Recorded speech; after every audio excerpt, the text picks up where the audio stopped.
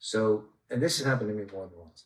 So release is definitely happening on a subconscious level, imperceptible levels. And just by bringing the attention there is causing at least a degree of release. And then as you, what is the path? The path is acquiring and perfecting the skill of releasing. And the word in Chinese is song. And you, again, we start with the physical because it's the most tangible, and you release the physical. But at some point in the path, I guess everybody's different, but for me, it maybe started around maybe 5-year point, I gotta say. It wasn't, I'm not as sensitive, I'm not as aware as most, but I started to realize that mental clinging and holding was being released as well. And I gotta say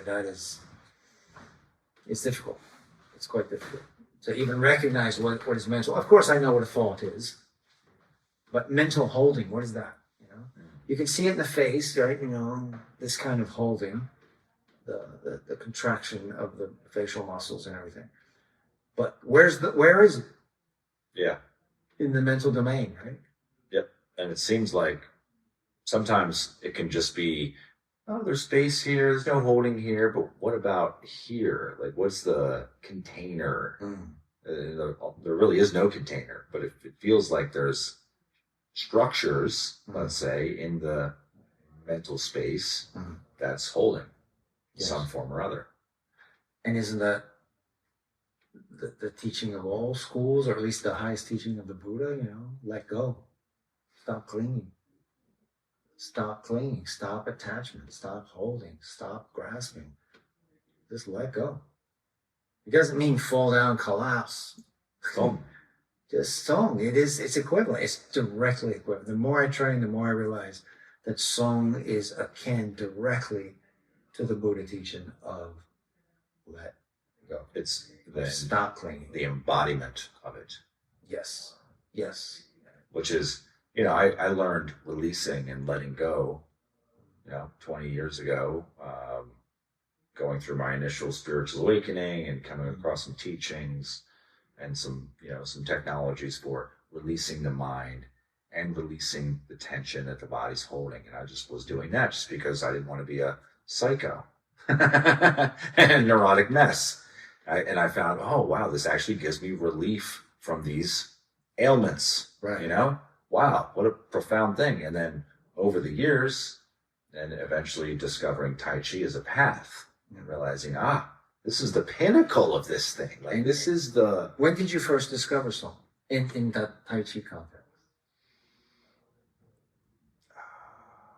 Didn't really have it in the previous schools or systems that I studied from. Right. So I didn't have it at all in Tai Chi. That's all I came here. That's with me. So with HME. But I had song. I was developing it in my without being told to develop it, and without realizing that there's many stratas of this, and that the embodiment path. And you figured it out through push hands. Figured it out? No. So like initially, like the releasing methods that I was working with, learning how to let things go. Okay, stop fighting. Internally, or stop holding on internally, and things like that. And for many years, and I realized this when I was a teenager, I felt like a head on a stick. Sifu calls it the floating head. It's the same experience I had. I woke up one day and I was like, I'm stuck in my head.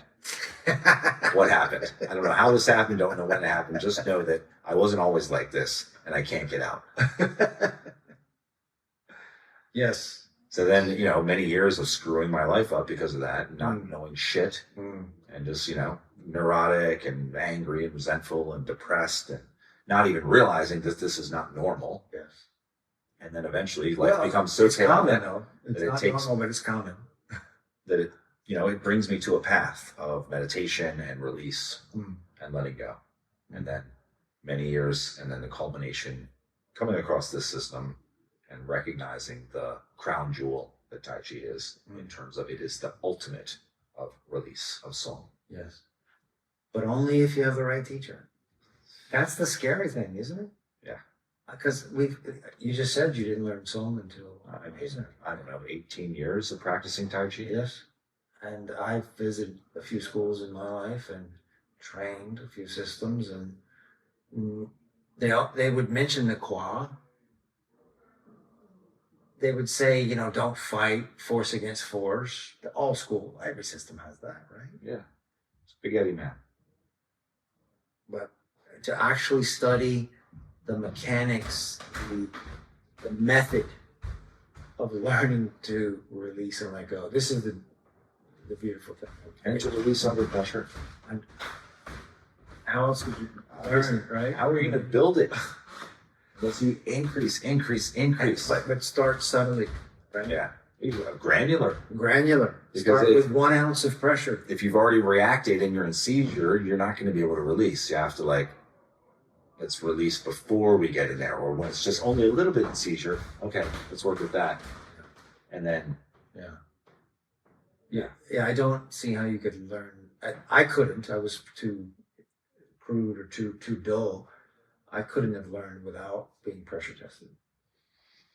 That's my opinion.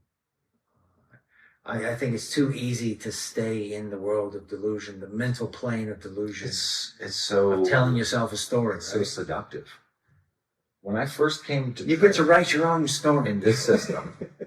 Okay. I came to this camp and I thought I'm going to be pretty good. In Milwaukee, 2022, right? 2022, yeah. Yeah. Some years ago. That's what I figured. I figured I'll probably be one of the top. Yeah. As did I. And I was humbled. Painfully humbled. By the training, first and foremost. Mm. And just by recognizing, the difference in level of skill. Real skill. Mm-hmm. Yeah.